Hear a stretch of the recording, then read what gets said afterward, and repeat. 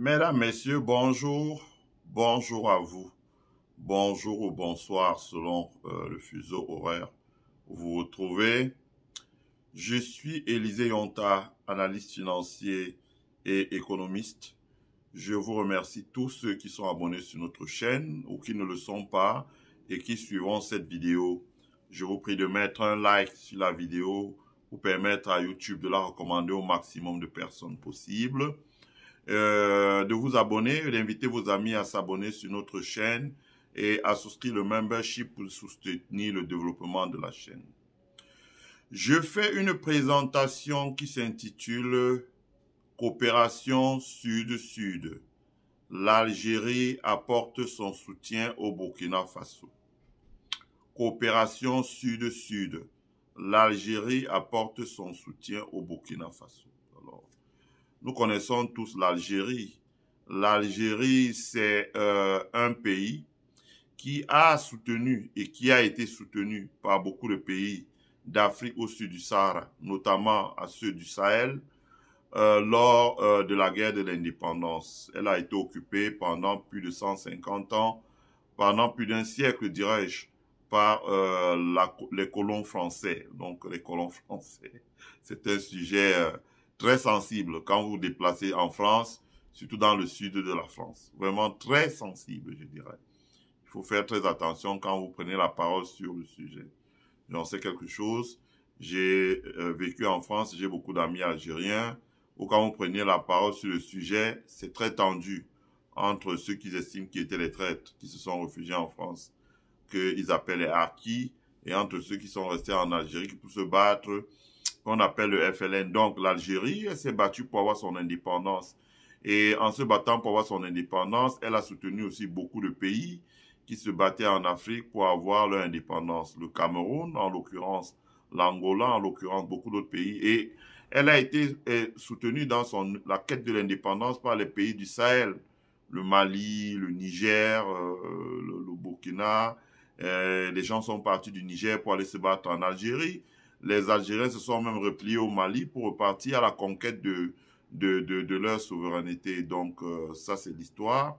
Je vais parler dans les détails. Donc, il y a une grande solidarité, une grande fraternité entre l'Algérie et les peuples d'Afrique au sud du Sahara, et notamment les peuples du Sahel. Je parle bien de fraternité. Hein, donc, et cette fraternité-là, elle se poursuit toujours. Certes, il y a quelques petits remous entre l'Algérie et un pays de l'AES qu'est le Mali.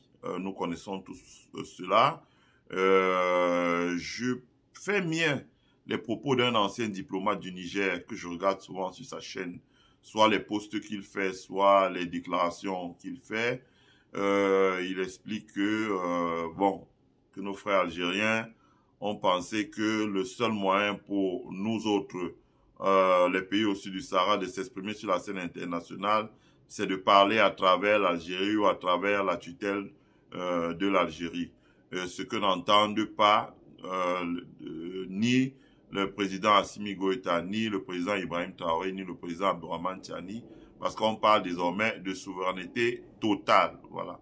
Donc, voilà. Mais cela dit, ça n'a pas empêché que dans le contexte, qui est le contexte actuel, dont j'ai déjà fait une présentation pour vous expliquer comment l'Algérie va collaborer avec le Niger pour la construction de la raffinerie modulaire avec complexe pétrochimique. Donc, j'ai déjà fait une vidéo dessus. Je vous remercie. Vous avez été très nombreux à la regarder et vous avez également partagé vos points de vue là-dessus, vos commentaires. J'apprécie énormément. En plus de ça, l'Algérie, donc, le ministre des Affaires étrangères a été reçu par le président ivoirien, Alassane Ouattara. On peut dire que le leadership ivoirien est assez critique des pays de l'AES, mais au moins sur ce point, on peut voir qu'il n'a pas hésité à copier, hein, je dis ça sans attaque aucune, hein, mais il n'a pas hésité à s'inspirer, je dirais ça comme ça, à s'inspirer de ce que font les pays de l'AES dans une sorte de coopération sud-sud. Et de ne pas nous dire qu'on ne peut jurer que par l'ancienne puissance coloniale, la France. Donc, l'Algérie a reçu ils ont reçu la Côte d'Ivoire a reçu le patron de la diplomatie algérien. Au menu, c'était la coopération sud-sud, exactement comme au Niger. Et l'Algérie, donc, est montée d'un cran en faisant parvenir 4 avions d'aide humanitaire au Burkina Faso. Donc, j'ai regardé ça sur la chaîne de télévision Canal Algérie, comme je vous ai dit. Il est temps que, parce que je vois les gens qui se plaignent, oh, RFI a dit, France 24 a dit, mais vous avez les médias en Afrique. Vous avez les médias. Regardez la RTS, regardez la RTI, regardez la RTB, hein, RTS, Radio-Télévision Sénégal, je crois, RTI, Radio-Télévision Ivoirienne, ORTM, Office de Radio et de Télévision du Mali, RTB, Radio-Télévision du Burkina, etc., etc. RTN, Radio-Télévision du Niger, etc., etc.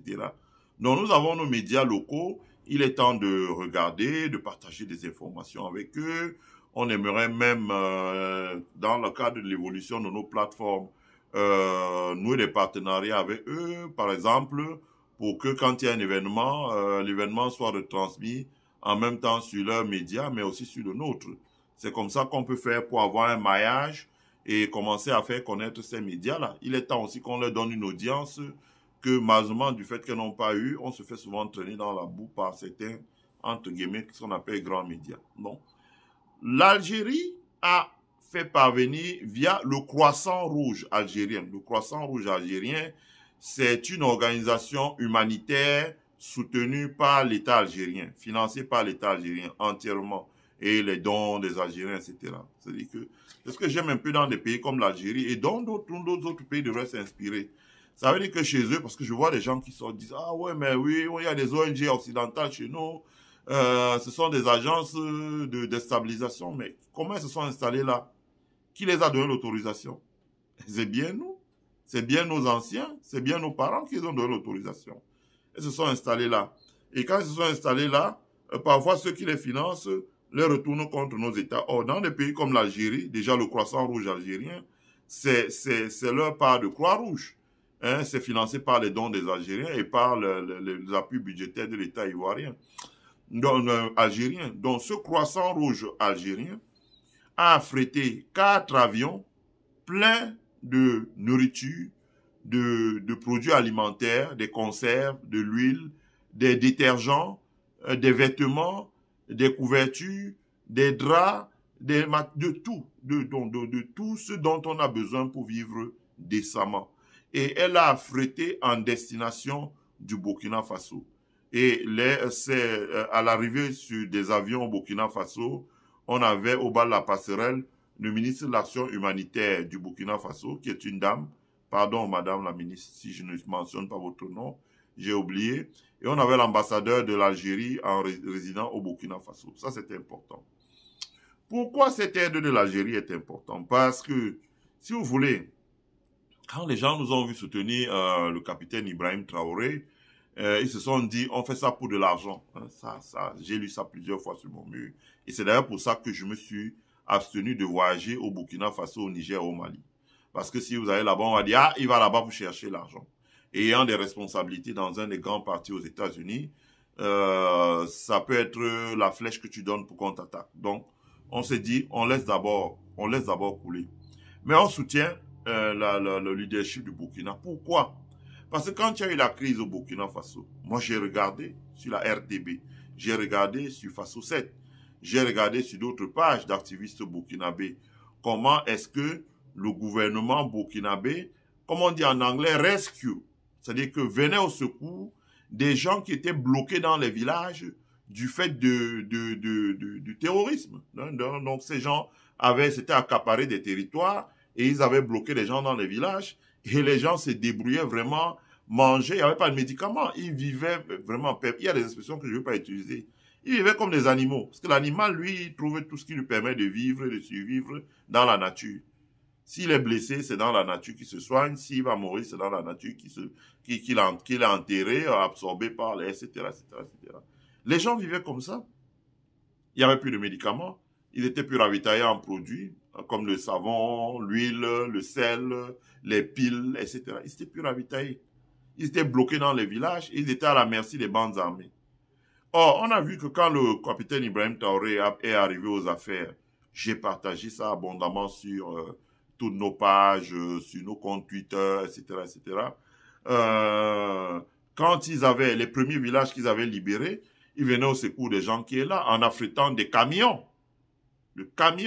escortés par l'armée, des camions qui remontaient, escortés par l'armée pour aller approvisionner les gens dans les villages, pour arranger les routes. Il y avait des ponts que les gars avaient dynamités, il y avait des endroits où ils avaient planté des mines.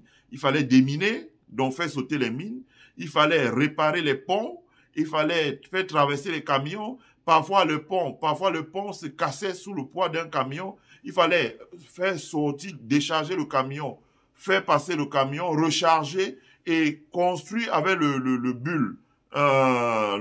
bulldozer une voie parallèle où les autres camions pouvaient passer. Mais vraiment, je dis que chapeau à nos frères burkinabés de l'armée, des VDP. C'est pour ça que je dis que la sagesse commande que les hommes politiques ne tombent pas dans le piège qu'on veut leur imposer en euros. Allez aux élections, allez aux élections, allez aux élections. C'est pas ça qui va régler quelque chose. Il vaut mieux qu'il y ait un dialogue entre les militaires qui sont au pouvoir et les civils qui sont au quartier pour qu'on fasse, comme on dit en anglais, deep, un travail profond. Ça va ramener la sécurité, travailler pour mieux structurer la sécurité du territoire, rebâtir les grandes infrastructures structurantes avant de dire on va aux élections. Sinon, vous allez aux élections, c'est zéro. Voilà. Et là-dessus, on peut louer l'action de l'armée burkinabèse qui est venu au secours des gens qui étaient restés bloqués dans les villages et qui vivaient des conditions vraiment très difficiles parce qu'ils pouvaient mourir à tout moment. Il n'y avait même pas moyen de s'échapper parce que vous allez vous échapper où? Quand sur une distance de 400 km, c'est toujours les bandes armées qui contrôlent. Vous allez vous échapper comment? Donc les gens étaient restés bloqués dans les villages. Quand l'armée a libéré ces villages, l'armée est venue à leur secours avec la nourriture, avec les vêtements, avec les matériaux de construction, avec les médicaments, etc., etc., etc. Moi, j'ai vu des choses. J'ai dit, la pudeur commande qu'on ne dise pas des choses comme ça. Vous avez vu des femmes dans les villages qui disent que ça faisait 3 ans, elles n'avaient pas utilisé des serviettes hygiéniques propres lors de leur menstruation. C'est choquant. J'ai vu ça dans les vidéos au Burkina Faso. L'armée arrivait face à des gens qui avaient tout perdu, parfois. C'est-à-dire que les bandes armées avaient incendié les greniers, incendié leurs maisons, et tout, et tout, et tout, et tout. Donc, quand l'armée reconquérait le territoire, on allait ramener les gens escortés par l'armée pour les placer dans les villages. Et même jusque-là, ils n'étaient pas au bout de l'intimidation. Donc, quand on fait ça, il faut reconstruire, il faut redonner espoir aux gens, il faut leur permettre de reprendre la vie. Elles ont tout perdu, la maison a été incendiée. Il faut qu'elles essaient de construire si c'était en matériaux locaux. Et quand ils construisent, il faut bien avoir un drap, un lit, une couverture, etc., etc., etc. Et ça a été le travail de l'armée burkinabé. Elle a fait un grand travail, un travail gigantesque, un travail colossal. Voilà. Donc, c'est un travail qui a été fait au Burkina Faso. Au Burkina Faso. Le Burkina Faso a fait ce travail-là et c'est un travail qui a payé. Je pense que l'appui que l'Algérie a donné, ça vaut son pesant d'or. C'est une aide, je crois, c'est comme ça qu'on tend la main à son frère. Ça veut dire de dire, voilà, parce que ce n'est pas une aide qui est destinée à être vendue. C'est une aide qui est destinée, par exemple, les VDP, qui sont des volontaires dans les villages, qui se battent. C'est-à-dire, quand vous êtes un VDP, ça veut dire que vous avez votre champ de coton. Vous avez vu sur les vidéos toujours de la RTB au Burkina, la radio-télévision du Burkina. Vous avez votre champ de coton. Vous abandonnez votre champ de coton et vous prenez les fusils pour être la sentinelle qui est pour se poster au village pour pouvoir surveiller quand les gens viennent pour attaquer le village. On a vu ça au Burkina Faso. Donc, à ce moment, vous n'avez pas de revenus, vous n'avez pas de ressources. Et à ce moment, le gouvernement algérien vole au secours des pauvres populations en leur apportant de la nourriture, en leur apportant des médicaments, en leur apportant des couvertures, en leur apportant des tentes qu'ils peuvent dresser dans les villages pour vivre en attendant de construire leur maison. Ça va être un appui important pour le gouvernement burkinabé parce que ça va permettre de soutenir ceux qui sont déjà retournés dans les villages, Mais ça va aussi permettre de faire rentrer dans les villages une nouvelle vague de personnes. Dans quelle proportion, je ne sais pas. Mais c'est le gouvernement burkinabé qui le sait. Ce qui est sûr, c'est que affréter 4 avions cargo avec le Croissant Rouge algérien pour venir au secours des frères burkinabés, c'est une bonne chose. Je dis ça parce que c'est ce qu'on attendait de la CEDEAO. Hein? Au moment où je fais cette vidéo-là, a eu lieu ce matin à Paris, où là, il y a le décalage horaire. À l'heure actuelle, c'est déjà la nuit en France. Mais a eu lieu, quand je regarde, a eu lieu il y a 8 heures de temps en France, a eu lieu une marche de la communauté africaine qui a apporté son soutien à l'AES. Les gens sont sortis, c'est très nombreux. Près de 50 000 personnes qui ont battu le pavé et se sont retrouvés à la place de la République en France pour un grand meeting. Si les gens qui sont là, on y retrouvait des Camerounais, des Congolais, des Ivoiriens, des Burkinabés, des Maliens, des Nigériens, des Sénégalais, des Tchadiens, des gens de partout, venus marcher pour exprimer leur soutien à l'AES. Pourquoi? Parce qu'on espérait, dans un contexte comme celui-là, c'est ce que l'AES, la CEDEAO, aurait dû faire. Si la CEDEAO l'avait fait, on n'aurait pas eu le départ du Mali, du Burkina et du Niger pour créer l'AES. Si elle l'avait fait, on n'aurait pas eu ce départ. On n'aurait pas eu, je vous dis qu'on n'aurait pas eu ce départ. Ces gens ne seraient pas partis. Mais comment pouvez-vous comprendre qu'alors que les gens sont confrontés, je le dis en tant que Camerounais, nous, Camerounais, nous avons été confrontés à la même situation.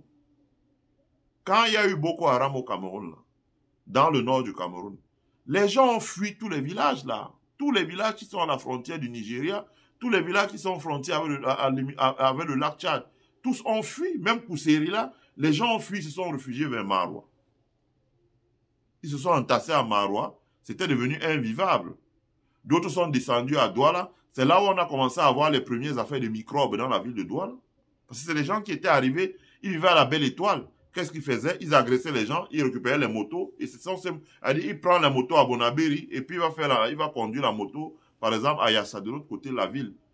La ville de Douala, c'est une très grande ville, tu ne peux jamais retrouver une moto qui a été volée à Bonabéry qu'on utilise à Yassa. Yassa, c'est une ville dans la ville, Bonabéry, c'est une ville dans la ville. Et entre deux, il y a au moins 4 villes dans la ville. Bepanda, Bassa, toutes ces histoires. Donc les gens fuyaient, ils venaient se réfugier à Douala.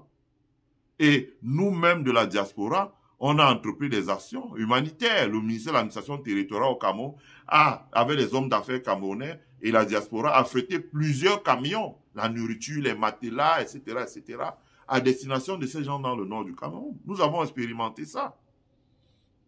Il a fallu que le Cameroun, avec l'appui des États-Unis, s'accorde avec le Niger, le Nigeria, le Tchad, etc., pour faire une coalition armée et essayer de neutraliser Boko Haram, de l'affaiblir sur le bord du lac Tchad et à la frontière avec le Nigeria.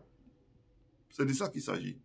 Donc, c'est la même chose qu'on attendait voir de la part de la CEDEAO et dit, voilà, nous allons venir à votre secours. Nous allons voter un budget de 10, de 20, de 30 milliards. Nous allons vous accorder l'aide humanitaire. Si nous avons mis 20 milliards sur la table, nous allons 30 milliards, nous allons donner par série de 1 milliard par pays, ainsi de suite, pour aider les États au moins à réinstaller les populations dans les territoires que l'armée a sécurisés. Pour aider les États, par exemple, à permettre aux populations de rebâtir, au moins, c'est-à-dire que si quelqu'un a pu rebâtir en briques de terre, qu'on l'aide au moins à tôler. Voilà, c'est ça. On n'a pas vu ça du côté de la CEDEAO. On a vu plutôt des sanctions. Ils ont pensé qu'on pouvait refaire 10 ans plus tard les mêmes trucs, les mêmes punitions qu'on a fait au peuple ivoirien sous Laurent Gbagbo, qui malheureusement n'est pas passé le tout aussi parce que 10 ans, ça va vite, en 10 ans, ça va vite. Ce qu'un dirigeant sur le continent africain peut faire aujourd'hui, je vous dis que dans 10 ans, il ne pourra pas le faire. Ça ira tellement vite. Les changements vont tellement vite dans ce monde-là. Voilà. La CEDEAO a pris des mesures punitives qui ont vraiment créé la mort. Et moi, je trouvais légitime la décision des peuples de l'AES. Vous ne pouvez pas aller vous asseoir avec des gens qui ont créé la mort de vos concitoyens.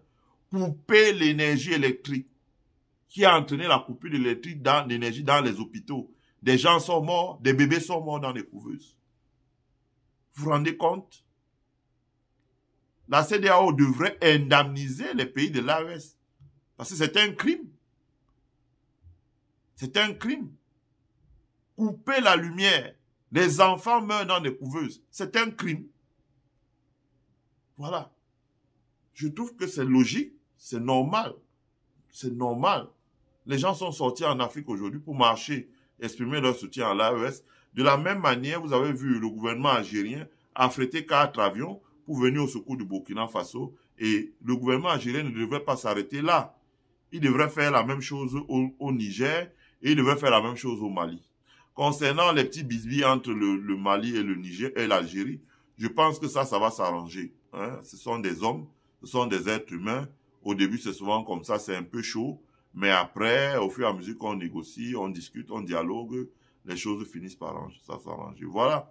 Je souhaitais faire cette vidéo pour restituer à sa juste valeur le geste humanitaire de l'Algérie qui a volé au secours du Burkina Faso en offrant voilà, une aide humanitaire pour permettre de soutenir les personnes qui commencent à rentrer dans leur village, s'installer, celles qui étaient bloquées dans les villages, mais les villages ont été sécurisés pour qu'elles puissent se reconstruire, retrouver le chemin de la prospérité, rebâtir le village, redonner la vie, ce qui va encourager davantage de personnes à partir pour entrer dans les campagnes au lieu de s'enterrer à Ouagadougou ou à Bobo-Dioulasso comme c'est le cas en ce moment. Voilà.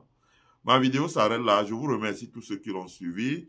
Je vous prie de la partager sur votre page, partager sur la page de vos amis, mettre un like pour que YouTube puisse la recommander à un maximum de personnes possible.